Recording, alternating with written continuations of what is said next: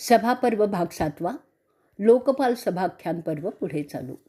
नारद सांगतात, प्रथम मी तुम्हाला इंद्राच्या सभागृहाचंच सांगतो. ते तेजाने चमकत असायचं. इंद्राने ते त्याच्या तपस्येचं फळस्वरूप मिळवलेलं होतं. सूर्याची चमक असलेले तर सभागृह शक्राने स्वतः बांधलेलं होतं. ते एका जागी स्थिर नव्हतं. ते इंद्राच्या मर्जीनुसार कुठेही जात असे. त्याची लांबी 150 योजनं आणि रुंदी 100 योजनं असं मोठं अवाढव्य होतं. त्याची उंची 5 योजनं होती. त्यात प्रवेश केला की सगळा थकवा, वृद्धत्व, भीती संपुष्टात येत असे. सगळे शुभ आणि पवित्रच होत असे. कमालीची प्रसन्नता वाटायची. त्याच्या दर्शनाने सुदैव प्राप्त होत असे. त्यात उत्तम सजावट आणि इतर सामानही होतं आणि त्यात दैवी वृक्ष वाढवलेले होते. ते सभागृह अत्यंत आनंददायकच होतं. त्या सभागृहातील एका प्रशस्त आसनावर तो इंद्र आणि त्याची पत्नी साची तिच्या सौंदर्याने प्रसन्न दिसणारी आणि वैभवशाली अशी बसलेली असते. विलक्षण असं त्यांचं ते रूप कोणत्याही शब्दाने वर्णन करता न येणारं असं असतं. त्याच्या दंडाला दंडबंध दागिना असतो. माथ्यावर शिरोमुकुट आणि अंगात पांढरा शुभ्र अंगरखा असे. गळ्यात रंगीबेरंगी फुलांच्या माळा. त्याच्या 2 बाजूस सौंदर्य, कीर्ती आणि वैभव अशा 3 देवता उभ्या होत्या. सगळ्या यज्ञ देवतासुद्धा त्याच्या दरबारात सदैव तयार असत. त्याशिवाय त्या सभागृहात अनेक मरुत हजर असत, जे सगळ्या गृहस्थांच्या कामात मदत करत असतात. सिद्ध स्वर्गीय देवता अनेक संख्येने, साध्य सगळ्या योग्यतेचे देव आणि मरुद त्यांच्या विविध रंगी वस्त्रात असे आणि गळ्यात माळा घातलेले असे इंद्राच्या आज्ञेची प्रतीक्षा करत तयार असे उभे असत.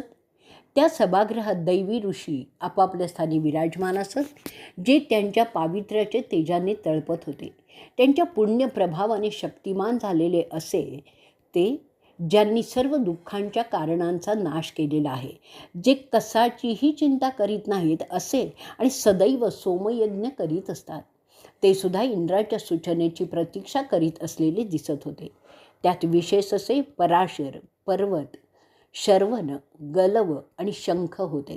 त्याशिवाय मुनी गौरशिरस, दुर्वास, क्रोधन, स्मेन, मुनी दीर्घतमस, पवित्रतपन, याज्ञवल्क्य, भलुकी, उद्दालक, श्वेतकेतू, तांड्य, भांदयनी, हविष्मत, गिरीश, राजा हरिश्चंद्र, ऋषी हृद्य, उदार शांडिल्य, परसरय, कृषिवल, वटस्ख्वाद, विशाखा, विधाता, काळ, करालदंत, तस्त्री, विश्वकर्मन, तुमरू आणि इतर पुष्कळ ऋषी स्थानापन्न होते.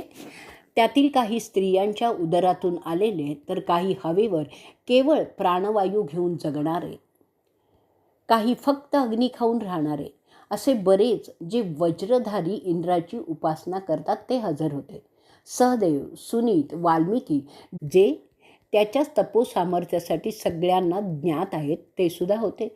सत्यवचनी समीक, प्रचेता, जे भक्तांच्या इच्छा पूर्ण करतात. मेधातिथी, वामदेव, पुलस्त्य, पुलह, क्रतू, मरुत आणि मरीची, स्थाणू, कक्षीवत, गौतम, तरक्ष्य, मुनी वैश्रणम, मुनी कलखविख्य, अश्राव्य, हिरण्मय, समवर्त, देहव्य, सामर्थ्यवान विश्वक्षेण, कण्व, कात्यायन, त्याशिवाय गार्ग्य आणि कौशिक असे सगळे त्या सभागृहात उपस्थित होते.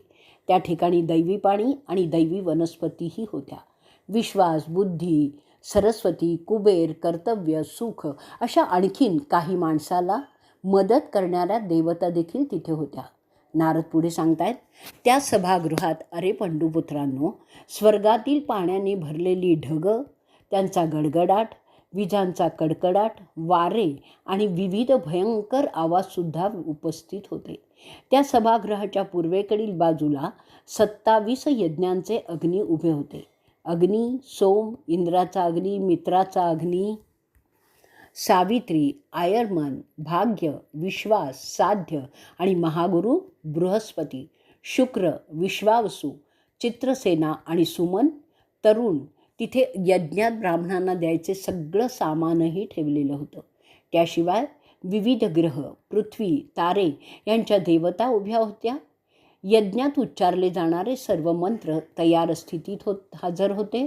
असंख्य अप्सरा, गंधर्व, त्यांची संगीत वाद्य यांचा जलसा चालू होता. ते सगळे वलाचा आणि वृत्राचा बळी घेणाऱ्या शतक्रतू इंद्राची विधीपूर्वक स्तुती करत होते. त्याशिवाय बरेच उच्च कोटीचे ब्राह्मण आणि ऋषी त्या सभागृहात ये जा करीत होते. त्यांच्या अंगावर फुलांचे दागिने त्यांनी परिधान केलेले होते. तिथे येणारे स्वर्गातील तेजस्वी आपापल्या रथातून, ज्यांच्या रचना विविध आणि विलोभनीय दिसत होत्या. प्रत्यक्ष बृहस्पती आणि शुक्र तिथे नेहमीच उपस्थित असत. त्याशिवाय अनेक मोठे तपस्वी जसे भृगू आणि सप्तर्षी, जे ब्रह्मा इतके श्रेष्ठ होते, त्यांचं नित्य येणं आणि जाणं त्या सभागृहात होत असे. त्यांचे रथ सोमाच्या रथा इतके सुंदर आणि प्रसन्न करणारे होते. त्या विलक्षण सभागृहाला सगळे प्रेमाने पुष्कर मालिनी असं ओळखतात.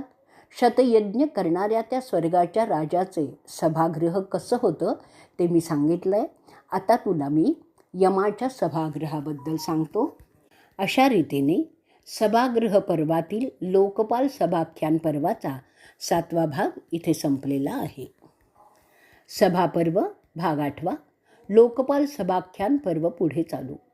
त्यानंतर नारद पुढे सांगतात, अहो राजर्षी युधिष्ठिरा, आता मी तुम्हाला विवस्वानाचा मुलगा यम त्याचं सभागृह कसं होतं किंवा आहे ते सांगतो. आता माझं तुम्ही ऐका. चमकवलेल्या सोन्यासारखे चमकणारे विश्वकर्म्याने रचलेलं असं जे सभागृह साधारणपणे 100 योजनांपेक्षा जास्त रुंद आणि लांब असं क्षेत्रफळाचं असावं. त्याची चमक सूर्यासारखीच होती. त्यात जी इच्छा कराल ते मिळत असे. त्याचं आतील तापमान सामान्य म्हणजे न जास्त न कमी असंच असायचं, परंतु नेहमीच आल्हाददायक असायचं. तिथे दुःख, दुर्बलता, वृद्धत्व आणि पाप प्रवृत्ती यांना जागाच नव्हती. सगळ्या गोष्टी ज्यांची अपेक्षा स्वर्गातील किंवा पृथ्वीवरील माणसं करतात त्या सगळ्या चिजा तिथे होत्या. जणू त्यांचं प्रदर्शनच मांडलेलं होतं. माणसाला सुखवणाऱ्या अशा ज्या काही चिजा असू शकतात त्या सगळ्याच तिथे होत्या. चविष्ट खाद्यपदार्थ, पेय, जी खाण्याची, चोखायची किंवा चाखत चाखत पिण्याची आणि खाण्याची अशी सगळी काही तिथे होती. तिथे असलेल्या फुलांच्या माळा अतिशय सुगंधी आणि विविध रंगांनी नटलेल्या अशाच होत्या. तिथे असलेले वृक्ष गोड फळांनी डवरलेले होते. विशेष असं आहे की ते वृक्ष आपण ज्या फळाची अपेक्षा करू ते फळ त्वरित देत असत. मधुर पाणी, थंड आणि कोमट जसं तुम्हाला पाहिजे तसं तिथे असलेल्या झऱ्यातून मिळत असे. तिथे अनेक महान तपस्वी, योगी आणि ब्राह्मण मंडळी मोठ्या प्रसन्न मनाने सदैव उपस्थित असत.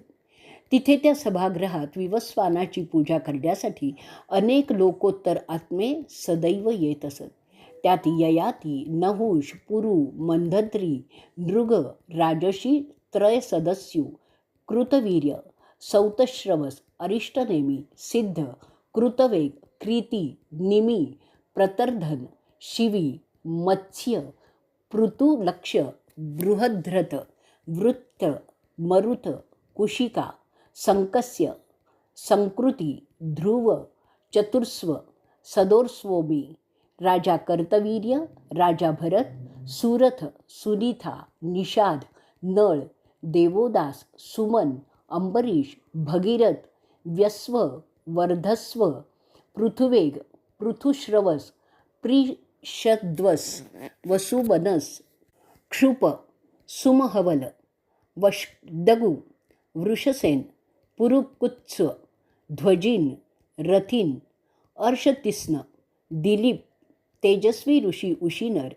औशीनरी, पुंडलिक, सर्याधी, सर्वा, सुची, अंग, रिष्ता, वेणा, राजा दुष्यमंत, श्रींजय, जय, भंगसुरी, सुनीथ, निषाद, बहिनर, करंधम, वल्लिक, शुद्यम्न आणि महाबलशाली मधु, ऐल्य, राजा मरुत, कपोत, त्रिनक, शदेव, अर्जुन, व्यस्व, सस्व, कृशस्व राजा ससबिंदू, दशरथाचा मुलगा राम, लक्ष्मण, प्रतर्दन, अलर्क, कक्षसेन, गय, गौरस्व, राम जनमेजयाचा मुलगा ब्रह्मदत्त, निभग, सागर, भूरिद्युम्न, महस्व, पृथस्व, राजा जनक, राजा वैन्य, वरीसेन, पुरुजित, जनमेजय, त्रिगर्त, राजा उपरीचर, राजा इंद्रद्युम्न, भीमजनू, गौरापृष्ठ, नळ, गय, पद्म, मचुकुंड, भूरिद्युम्न, प्रसेनाजित, अरिष्टनेमी, सुद्यम्न, पृथुलौस्व, अष्टक. त्याशिवाय 100 मत्स्य घराण्याचे राजे, हजारो वीप, 100हून जास्त हयराजे, धृतराष्ट्र नावाचे शेकडो, जनमेजय नावाचे 8 राजे, ब्रह्मदत्त नावाचे शेकडो सम्राट, इरी घराण्याचे शेकडो, 200पेक्षा जास्त भीष्म, शेकडो प्रतिविंध्य, शेकडो नागराजे, शेकडो पलश, शेकडो कस आणि कुस, शंतनू राजा, तुमचे पिता पंडू, उसंगव, सत्रथ, देवराज, जयद्रथ. त्याशिवाय 100पेक्षा जास्त अश्वमेध यज्ञ केलेले राजे, बुद्धिमान राजर्षी, वृषध्वर, त्याचे लोकोत्तर मंत्रिमंडळ, ससविदू नाव असलेले शेकडो राजे, असंख्य ब्राह्मण, ज्यांनी मोठी तपस्या करून ते पद मिळवलेलं आहे, असे सगळे तिथे यमाची आज्ञा घेण्यासाठी उपस्थित होते आणि असतात. त्याशिवाय अगस्त्य, मातंग, काळ, मृत्यू, शवावर क्रिया करणारे मांग ऋषी, अनेक योगी, योगिनी, त्याशिवाय अग्निस्वत्व, फेनप, उष्मपक, स्वाधवत, वहिर्षद आणि इतर प्रकारचे पितर विवस्वानाच्या मुलाच्या सेवेत उपस्थित होते. कालचक्र आणि यज्ञाचं तूप त्यात आणून सोडणारा पट्टा दिसत होता. सर्व पापी आत्मे गर्दी करून दाटीवाटीने तिथे उभे असतात. त्याशिवाय जे उत्तरायणात मेले ते सुद्धा तिथे त्यांचा क्रम केव्हा येतो त्याची प्रतीक्षा करीत असताना दिसत होते. त्या सभेत आत्म्यांचं येणं जाणं अव्याहतपणे चालू असतं. त्यावर लक्ष ठेवून चित्रगुप्ताचे सेवक होते, त्यांना यमदूत असं म्हणतात. तिथे शिंगस्प, पलस, कास जातीचे वृक्ष होते. ते सगळे न्यायदेवतेच्या आज्ञेची प्रतीक्षा करीत असलेले दिसत होते. त्या सभेतील पितरांच्या दालनात अनेक असतात. त्यांची नावं सांगणं अशक्य आहे. सुखात मेलेले, दुःखात मेलेले असे सगळे तिथे मात्र आनंदात वावरताना दिसतात. पापात्मे त्यांच्या शिक्षेसाठी आणि पुण्यात्मे त्यांच्या बक्षिसासाठी प्रतीक्षा करताना दिसत होते. त्यात पिशाच्यांचे आत बाहेर असं फिरणं ही एक नित्याचीच गोष्ट होती. त्या सगळ्यांची गणती केवळ अशक्य आहे. ते सभागृह इंद्राच्या पुष्कर मालिनीप्रमाणे हलत होतं. ते अवाढव्य सभागृह विश्वकर्माने त्याच्या दीर्घ तपस्येनंतर बांधलेलं होतं. यमाच्या तेजाने चमकणारं ते सभागृह विलक्षण सुंदर होतं. त्यात घोर तपस्या करणारे तपस्वी शांतपणे आपली तपस्या करीत होते. त्यांच्या अंगावर स्वच्छ झगे होते. त्यांच्या गळ्यात फुलांच्या माळा आणि हातात कंकणं होती. त्यांची श्रेणी त्यांच्या झग्यावर लिहिलेली होती. असे संन्यासी सदैव त्या सभेत येत होते.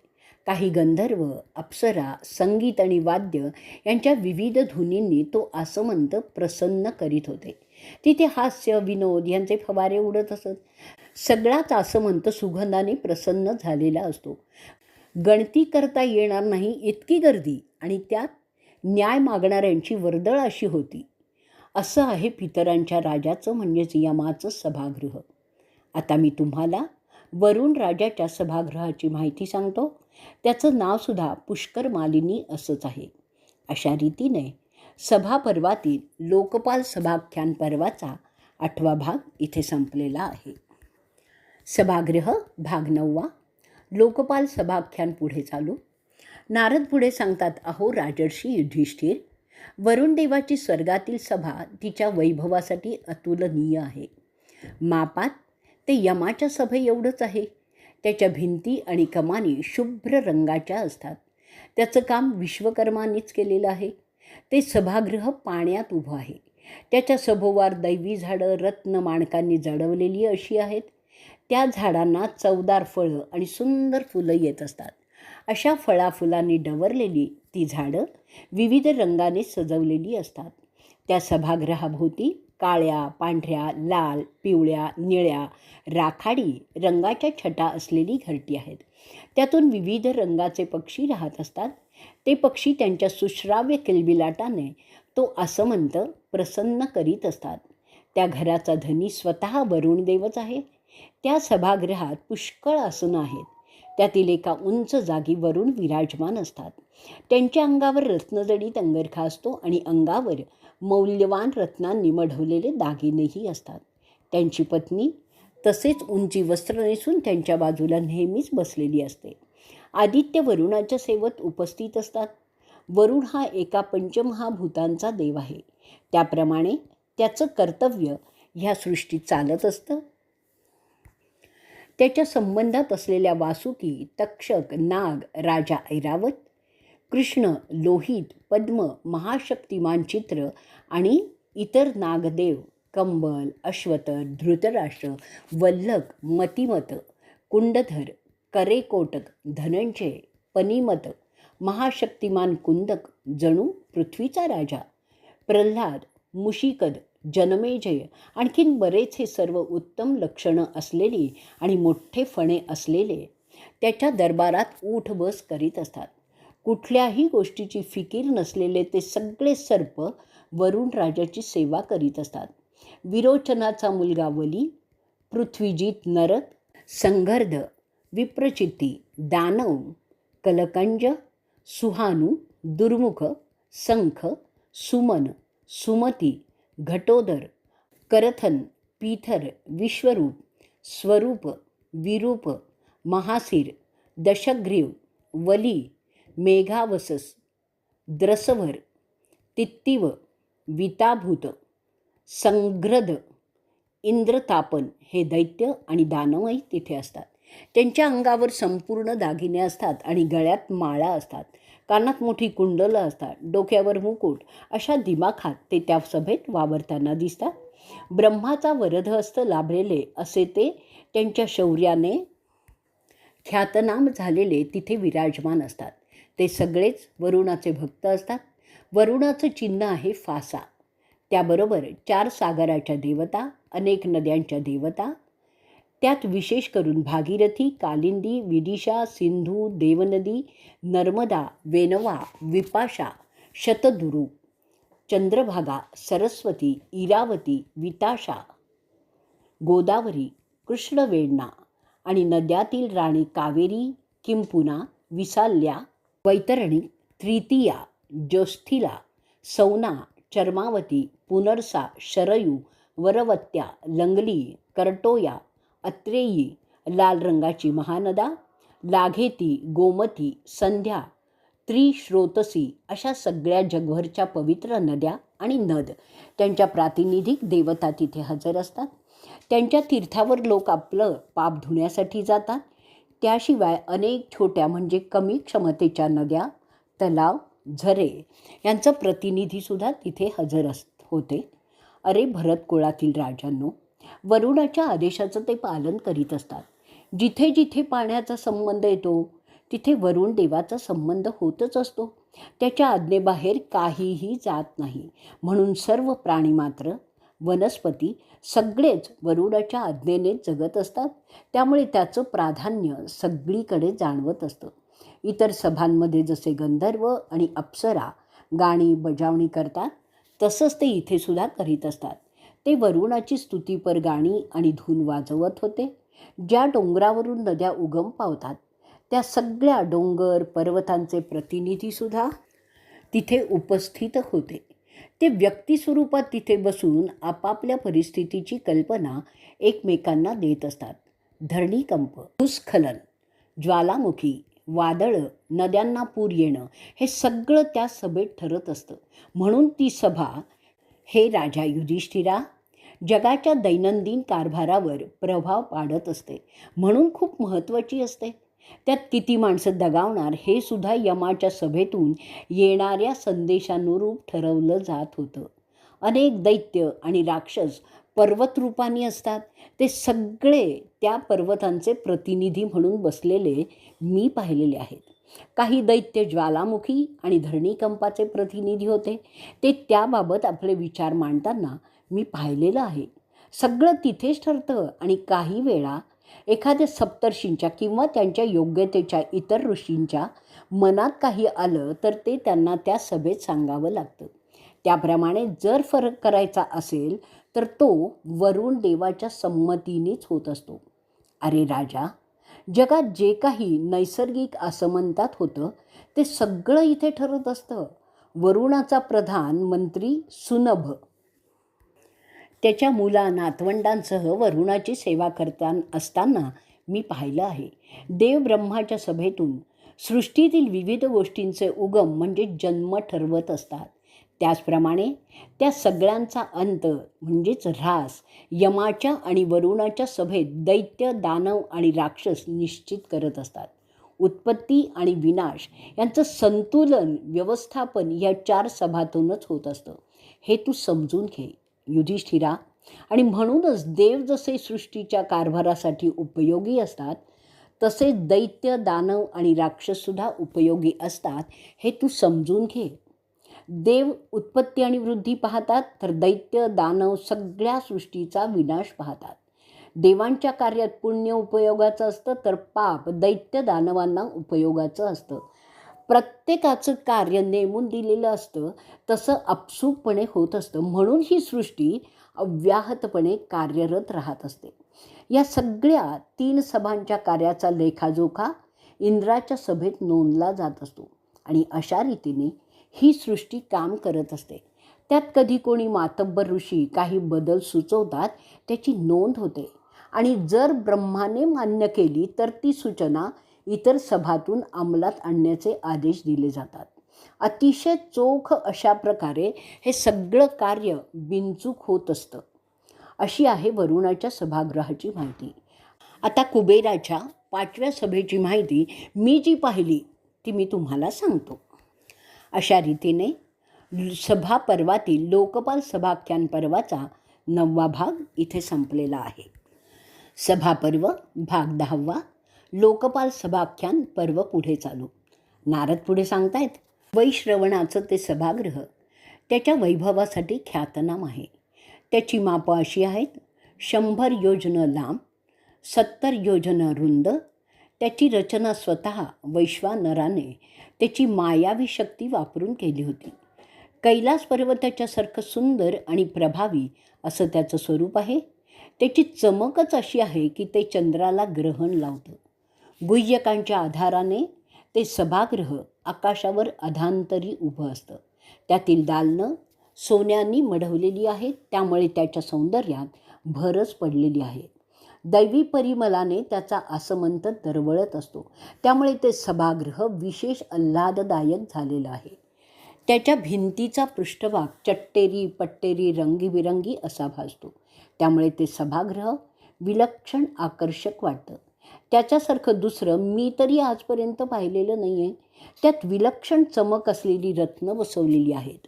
शुभ्र ढगांच्या घोळक्यांसारखे ते आकाशातील सभागृह पृथ्वीवरूनही दिसतं. ढगामागे सूर्य दडल्यामुळे जसे प्रकाश किरण त्या ढगांच्या मागून फेकल्यासारखे दिसतात, तसंच त्या सभागृहाच्या बाबतीतही होतं. त्यामुळे ते सभागृह तेजस्वीच वाटतं. अशा सुंदर सभागृहात मध्यवर्ती ठिकाणी एका देखण्या प्रशस्त आसनावर कुबेरदेव विराजमान असतात. त्यांच्या भोवती त्यांच्या 1000 बायका बसलेल्या असतात. त्याला शोभेल असा उंची वस्त्राचा पोषक त्याने नेसलेला असतो. अंगावर उंची दागिन्यांच्या माळा, हातात रत्नजडित कंकणं, कानात तशीच मौल्यवान कुंडलं असा त्याचा थाट असतो. त्या सभागृहात मंद वाहणारा वारा आहे आणि तो तिथे जस्मीन, मोगरा, चंपक अशा सुगंधाचा अनुभव तिथे असणाऱ्यांना देत असतो. अलका नदीतील आणि नंदनवनातील कमळांचा सुगंधसुद्धा तिथे येत असतो. तो यक्षांचा राजा कुबेर म्हणजेच वैश्रवण. त्याच्या भोवती गंधर्व आणि अप्सरांचे घोळके दिसले. जेव्हा मी गेलो होतो ते सगळे त्याची स्तुतिगान करत होते. मिश्रकेशी, रंभा त्यात प्रमुख दिसत होत्या. त्याशिवाय चित्रसेना, शुचिस्मिता, चारुनेत्रा, धृताची, मेनका, पुंजिकस्थला, विश्वाची, सहजन्या, प्रेमदोचा, उर्वशी, इरा, वर्गा, सौरवेयी, समीची, लता अशा बऱ्याच अप्सरा आणि त्यांच्याबरोबर इतर अप्सरा तिथे दिसल्या. त्यांना साथ देण्यासाठी गंधर्व होते. त्यांचं सुश्राव्य संगीत ऐकू येत होतं. काही अप्सरा नृत्य त्या संगीताच्या तालावर करत होत्या. त्या सगळ्या वास्तविक संपत्तीच्या देवाची म्हणजेच कुबेराची स्तुती करत होत्या. त्या सुंदर अप्सरा आणि गंधर्वांच्या गायन आणि नृत्यामुळे ते सभागृह स्वर्गात विशेष कौतुकाचा विषय बनलेला आहे.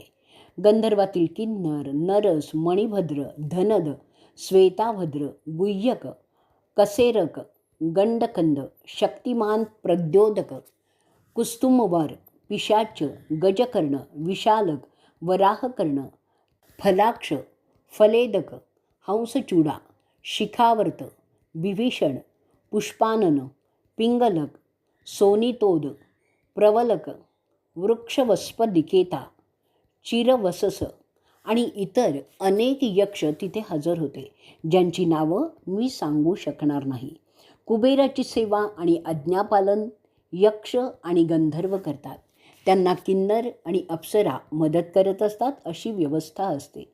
कुबेराच्या सभेत आमच्यासारख्या कितीतरी ऋषींचं सदैव येणं जाणं चालू असतं. तिथे प्रसंगी माता लक्ष्मीसुद्धा येत असते. कुबेराचा मुलगा नलकुबेर त्याला मदत करीत असतो.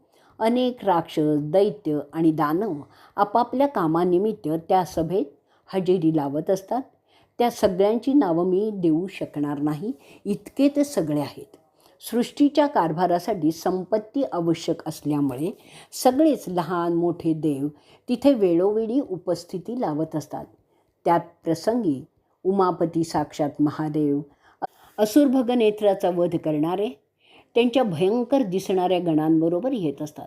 असंख्य कुरूप दिसणारे यक्ष, त्यांच्या मोठ्या पोटामुळे मजेशीर दिसणारे खुजा देहयष्टीचे इकडे तिकडे फिरत होते. यक्ष कधी राक्षस होतात तर कधी राक्षस यक्ष होतात. हे सगळं त्यांच्या आखून दिलेल्या कामानुसारच होत असतं.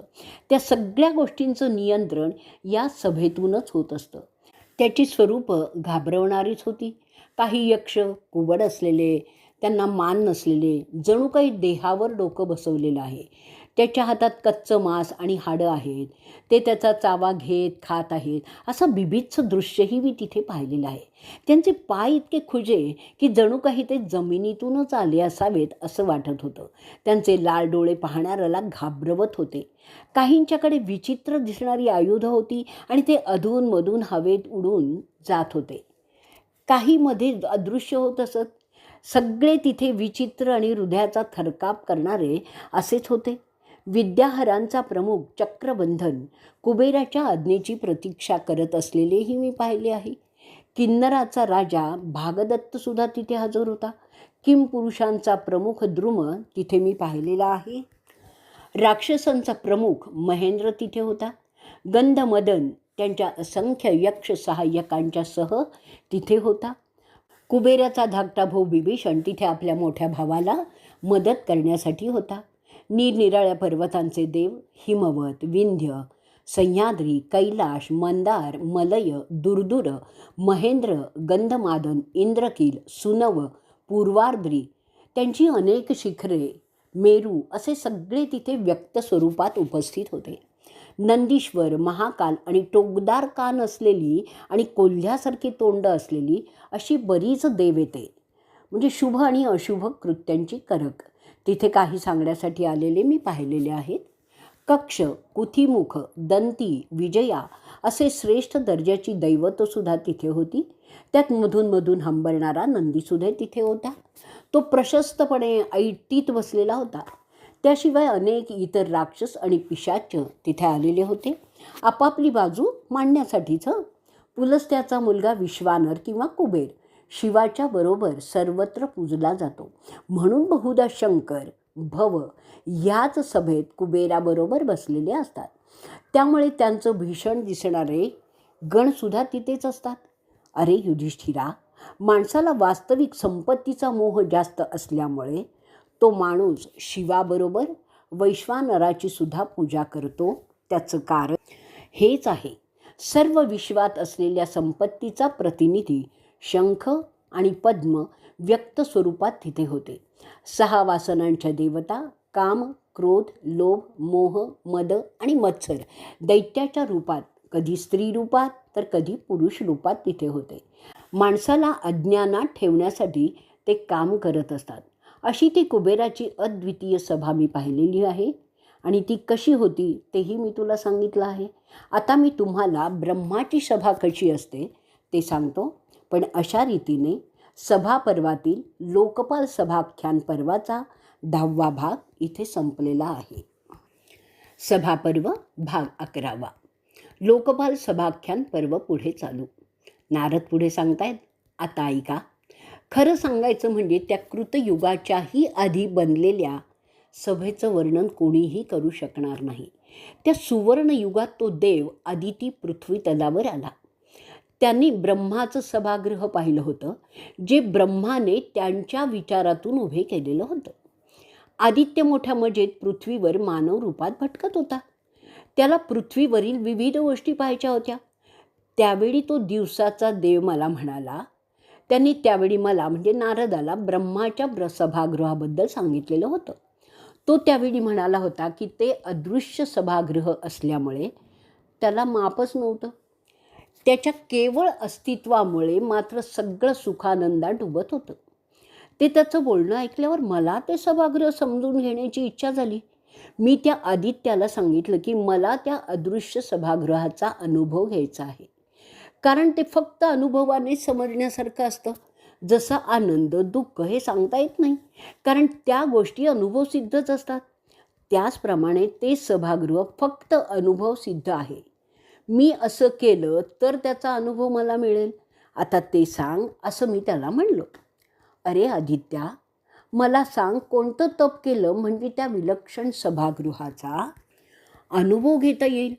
माझं ते ऐकून तो दिवादेव मला म्हणाला, जर तुला खरोखरच ते सभागृहाचा अनुभव हवा असेल ना, तर 1000 वर्ष ब्रह्माच्या नावाचा जप करावा लागेल तुला हिमालयाच्या शिखरावर. ते ऐकल्यावर मी ते तप केलं. त्याच्या अखेरीस तो दैदिप्यमान दिवादेव सूर्य मला त्या ब्रह्माच्या अदृश्य सभागृहाकडे घेऊन गेला. ते अदृश्य सभागृह जेव्हा मी म्हणालो फक्त अनुभवाने पाहता येतं, तरी मी काहीही त्याची लक्षणं तुम्हाला सांगतो. त्या गृहाचा काही एक विशेष आकार नसतो.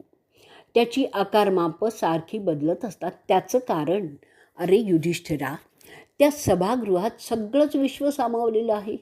जसा विश्वाचा आकार त्यातील पाप पुण्याच्या प्रभावाखाली बदलत असतो, त्याचप्रमाणे त्या सभागृहाचा आकार बदलत असतो. आम्ही त्यात असूनही त्याच्या बाहेरसुद्धा असतो. तिथे काळ नसतो, केवळ अस्तित्व असतं. तिथे गेलेल्यालाही अहंकार नसल्यामुळे 6 दोष म्हणजे काम, क्रोध, लोभ, मोह, मद आणि मत्सर जे माणसाला आणि त्यातील आत्म्याला कार्यकारी करतात ते तिथे नसतात. म्हणून तिथे दिसणं, पाहणं, ऐकणं, स्पर्श, गंध, ध्वनी हे काहीच नसतं. म्हणून ते सभागृह अदृश्य असतं. त्या सभागृहात फक्त कैवल्याच्या सुखाचाच अनुभव येत असतो, जो मी तुम्हाला शब्दात व्यक्त करू शकणार नाही. स्पर्शानुभव नसल्यामुळे तिथे थंडावा आणि उष्णता काहीच जाणवत नाही. या देहाने कोणी तिथे जाऊ शकत नाही. तिथे तहान, भूक काही लागत नाही. आपापल्या आध्यात्मिक योग्यतेनुसार प्रत्येकाला वेगवेगळे अनुभव येतात. त्याच्या खाली, वर, बाजूला असं काहीही नसतं. कुणाला तिथे मौल्यवान रत्न दिसतात, कुणाला अमृताचे हंडे दिसतात, कुणाला आणखीन काही दिसत असतं. ज्याची जी कल्पना त्याला तसं वाटत असतं. काळ नसल्यामुळे त्याला अंत नाही. मला ते सूर्य चंद्रापेक्षाही जास्त दैदिप्यमान वाटलं. तिथे सगळं विश्व विचाराने उत्पन्न केल्यानंतर विश्रांती घेत असतात. त्यांच्याबरोबर दक्ष म्हणजे प्रजापती, प्रचेता, पुलह, मरीची, कश्यप, भृगु, अत्री, वसिष्ठ, गौतम, अंगिरस, पुलस्त्य, केतू, प्रल्हाद, कर्दमत हे 14 प्रजापती तिथे असतात. त्याबरोबरच अथर्ववेद. अथर्ववेद म्हणजे सगळ्या विज्ञानांचं नियम सांगणारे अंगिरस, वलिखिल्य, मरीची हेही होते. ब्रह्माने त्या सगळ्या मूलभूत ऋषींना आखून दिलेली कामं ते करीत असतात. त्यामुळे ही सृष्टी कार्यरत असते. जुन्या देवता रद्द करणं, नव्या उत्पन्न करणं अशी सगळी कामंही होत असतात. त्याशिवाय बुद्धी, प्रज्ञा, आकाश, ज्ञान ह्यांच्या देवता उपस्थित असतात. त्याशिवाय पंचमहाभूतांच्या 5 देवता, भोगेंद्रियांच्या 5 देवता, ज्ञानेंद्रियांच्या 5 देवताही तिथे होत्या. तसंच पुढच्या युगाची तयारी करणारे ऋषी होते. जगबूड करणारी यंत्रणा होती. नवनिर्मितीचं विशाल अंडसुद्धा मी तिथे पाहिलेलं आहे. ते सगळं पाहण्यासाठी त्या योग्यतेचंच व्हावं लागतं. अनेक इंद्र, शिव, विष्णू, वरुण, यम उत्पन्न करण्याचं काम तिथे काही ऋषी करत होते. 18 विश्वांचा लेखाजोखा ठेवणारे सुद्धा तिथे होते. असा हा व्याप असूनही ते एकाच बिंदूत आहेत असा अनुभव होत होता. अगस्त्य, मार्कंडेय, जमदग्नी, भारद्वाज, समवर्त, च्यवन, दुर्वास, देवल, जैगीषव्य, ऋषभ, अजातशत्रू, मणी हे सगळे आणि आणखीनही काही तिथे युगांच्या कारभाराकरता कार्यरत असलेले मी पाहिलेले आहेत. सगळे तारे, सगळे सूर्य, सगळे चंद्र आपल्या प्रातिनिधिक स्वरूपात तिथे होते. आयुर्वेद, अथर्ववेद, सामवेद तिथे होते. यज्ञाच्या अनेक देवता, मंत्रांच्या देवता, मूलतत्वांच्या देवता अशा असंख्य देवता तिथे ब्रह्माच्या आज्ञेची प्रतीक्षा करीत होत्या.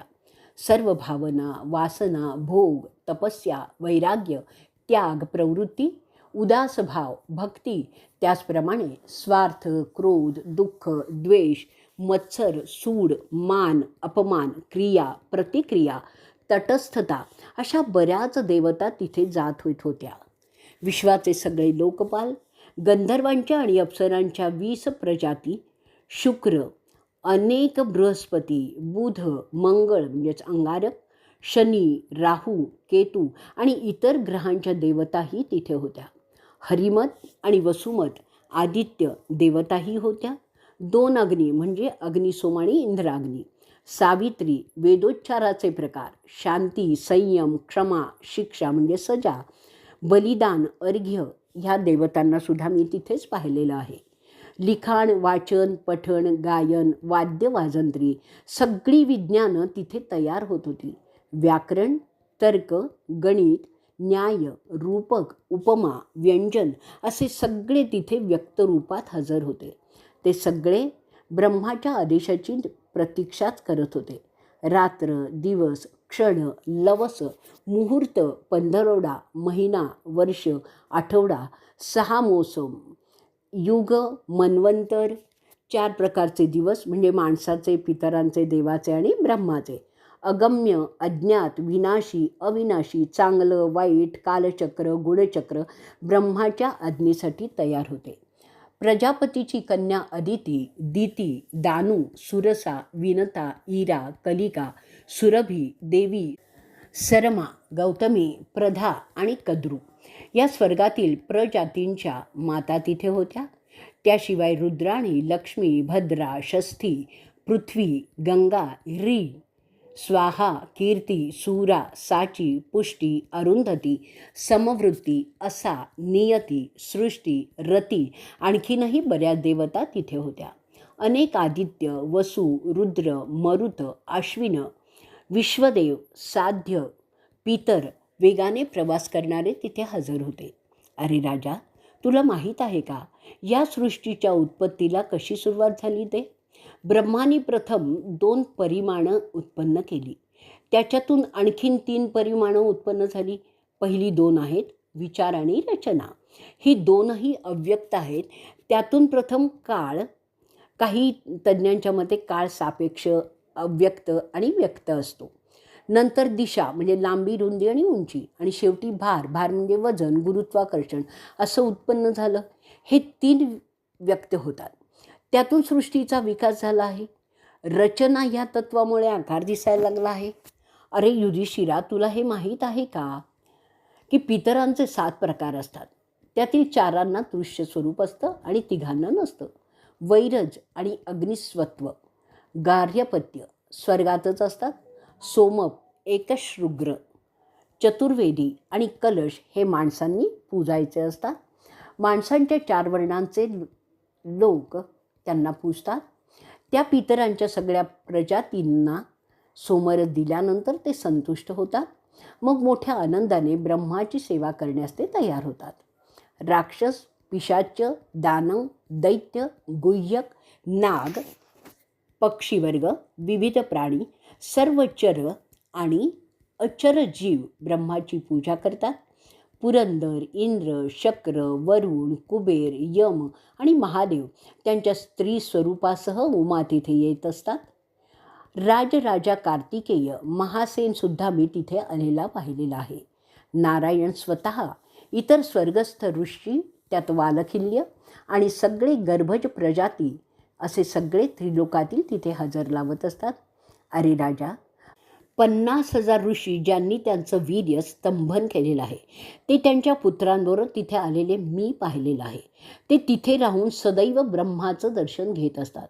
तृप्त झाल्यावर ते आपल्या निवासस्थानी परत जातात. सर्व जगाचा कारण तारण करता असा तो ब्रह्मदेव सगळ्यांवर सारखीच माया करतो. जो त्याची प्रार्थना मनोभावे करतो त्याला त्याच्या योग्यतेनुसार कृपा करतो. त्याला पापी, पुण्यवान, सिद्ध सगळं सारखंच प्रिय असतात. त्यामुळे अरे राजा, ती सभा नेहमीच गजबजलेली असते. अशी मी पाहिली ते ब्रह्माचं अद्भुत सभागृह. ती स्वर्गाच्याही पलीकडे असते.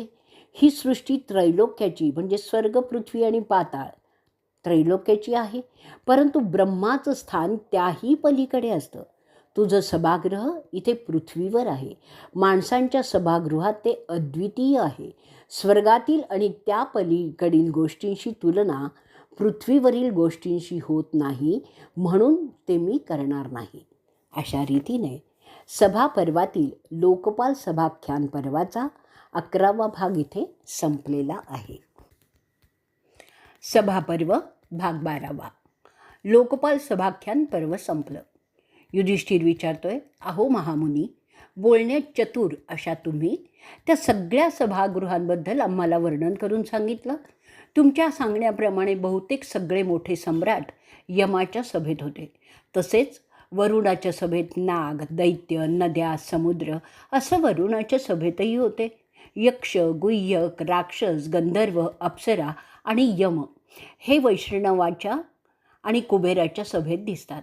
त्यानंतर आपण सांगता की ब्रह्माच्या सभेत महाऋषी, सगळे देव, सगळ्या ज्ञानाच्या शाखा, सगळी मूलभूत तत्व देवाच्या व्यक्तरूपात दिसतात. इंद्राच्या सभेत तुम्ही पाहिलं सगळे देव, गंधर्व, बरेच ऋषी, परंतु फक्त एकच राजा तिथे तुम्हाला दिसला, तो हरिश्चंद्र. ते इंद्राबरोबर राहतात असं दिसतंय. आता मला सांगा अहो मुनी, असं काय त्यांनी केलं की त्यांना अशी श्रेणी मिळालेली आहे? त्यांनी काय तपस्या केली आहे? कुठल्या प्रकारचं व्रतस्थ जीवन ते जगलेत की ज्यामुळे ते इंद्राच्या योग्यतेला पोचलेत ते सांगा. आपण माझ्या पित्याला पंडू कसं पाहिलं? ते पितर जगातील पाहुणे आहेत. तुमचं त्यांच्याशी काही संभाषण झालं का? त्यांनी तुम्हाला आमच्याबद्दल काही सांगितलं का? काही सांगितलं असेल तर ते समजून घेण्याची आम्हा सगळ्या पांडवांना कुतूहलता आहे. नारद त्यावर सांगतायत, राजाधिराजा युधिष्ठिरा, तुला जी माहिती हरिश्चंद्राबद्दलची पाहिजे ती सगळी मी आत्ता तुला सांगणार आहे. तो एक जबरदस्त ताकदवान राजा होऊन गेला. तो सगळ्या पृथ्वीवरील राजांचाही राजा होता. सगळे त्याच्या काळातील इतर राजे त्याचं ऐकत असत. त्याच्या सोन्याच्या रथात बसून तो धाडसी राजा त्याच्या प्रभावी शस्त्रास्त्रांच्या जोरावर सगळी म्हणजे 7 बेटं असलेलं हे जग जिंकतो. त्या भूप्रदेशातील सगळे पहाड, अरण्य, वनराया, नद्या, सपाट जमिनी जिंकल्यावर तो राजा एक मोठा यज्ञ करण्याचं ठरवतो. त्या यज्ञाचं नाव आहे राजसूय यज्ञ. त्याचे सगळे मांडलिक राजे त्यासाठी त्याला आवश्यक असलेलं धन गोळा करून देतात. सगळे राजे त्या यज्ञात भाग घेऊन जमवलेलं धन, अन्न, पैरे ब्राह्मणांना दान करण्याचं ठरतं. विविध देशातून आलेले ते ब्राह्मण त्या भेटी आणि दानं देऊन संतुष्ट होत होते. ते ढिगारभर धन दौलत मिळाल्यानंतर ते ब्राह्मण राजाबद्दल बोलतात की हा राजा सर्व नरेशात सर्वश्रेष्ठ आहे. त्या कृपादृष्टीमुळे तो श्रेष्ठ राजा इतर सगळ्या हजारो राजांपेक्षा जास्त तेजस्वी झाला आहे. तो यज्ञ समाप्त झाल्यानंतर त्याची जागा देवांच्या राज्यात निश्चित झालेली आहे. तेथील सिंहासनावर तो शोभू लागलेला आहे. त्याशिवाय ज्या इतर राजांनी या यज्ञात हरिश्चंद्राला सहकार्य केलं ते सुद्धा स्वर्गात उच्च पदावर विराजमान झाले. ते सगळे इंद्राच्या सान्निध्यात आपला काळ घालवायला लागले. अरे राजा, जे राजे जीवाची पर्वा न करता सत्यासाठी लढतात आणि वीरगती प्राप्त करतात ते सुद्धा अशा रीतीने इंद्राच्या सभेत सन्माननीयच ठरतात. जे घोर तप करून त्यातच अंत पावतात ते सुद्धा अशा प्रकारे स्वर्गात इंद्राकडे जातात आणि तिथे देवांचा पाहुणचार अनेक तप घेत राहतात. अरे कुरुवंशाच्या राजा, कुंतीपुत्रा, पंडूच्या सुपुत्रा, मला तुझा तात एकदा तिथे भेटल्यावर बोलला होता की पृथ्वीवर गेलास तर माझ्या मुलांना सांग की त्यांचा एकोपा इतका श्रेष्ठ आहे की ते हे सगळं जग जिंकू शकतात. आणि त्यानंतर जर त्यांनी राजसूय यज्ञ केला तर त्यांच्या त्या सत्कर्मामुळे मला इंद्राच्या बरोबर अनंत काळ हरिश्चंद्रांसारखं बसता येईल. नारद पुढे सांगतात, मी त्याला आश्वासन दिलं आहे की जर मी पृथ्वीवर गेलो, त्याच्या मुलांना भेटलो तर त्याची इच्छा त्यांना न विसरता सांगेन. त्याप्रमाणे मी आत्ता तुम्हा पंडुपुत्रांना त्याचा तो निरोप देत आहे. नारद आता पुढे ते सांगतायत, केवळ तुमचा पिताच नाही तर तुम्हीसुद्धा आणि तुमचे सगळे पूर्वज अशा रीतीने जर यशस्वीपणे राजसूय यज्ञ केलात तर त्याच्यासारखे स्वर्गात इंद्राच्या सान्निध्यात कायम जाऊ शकता. त्यानंतर पुन्हा मानवजन्म घ्यावाच लागणार नाही. एका परीने मोक्ष मिळण्यासारखंच ते आहे.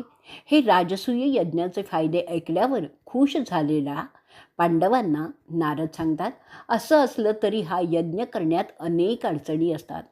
राक्षसांपैकी ब्रह्मराक्षस राजसूय यज्ञात बाधा उत्पन्न करतात. ते राक्षस देवांपेक्षाही जास्त चतुर असतात आणि ते या यज्ञात कोणती त्रुटी आहेत ते शोधून यज्ञ थांबवतात. बऱ्याच वेळा असा यज्ञ करणाऱ्याच्या समोर युद्धाचं सावट उभं राहतं. या युद्धात अनेक क्षत्रिय मारले जातात. प्रसंगी संपूर्ण पृथ्वीचा नाशही संभवतो. एक जराशी जरी चूक आणि सगळे बर्बाद होतं. एवढं सांगितल्यानंतर तो मुनिवर राजाला सावध करतो की जर त्याने त्यांची प्रजा, त्यातील सर्व चारही वर्णाच्या लोकात सुख, शांती आणि समाधान राखलं तर त्यांच्या कृपेमुळे ब्रह्मराक्षस दुर्बळ होतात. त्यांचे सगळे प्रयत्न फोल ठरू शकतात. म्हणजेच राजसूय यज्ञ करणाऱ्या राजाची प्रजा, त्याच्या मांडलिक राजांची प्रजा असे सगळे सुखी, समाधानी आणि शांत असणं अनिवार्य असतं. म्हणजे असाच राजा हा यज्ञ करू शकतो ज्याने त्याच्या प्रजेबाबतची जबाबदारी सुयोग्यरित्या पार पाडलेली आहे. एवढंच सांगून नारद थांबतात.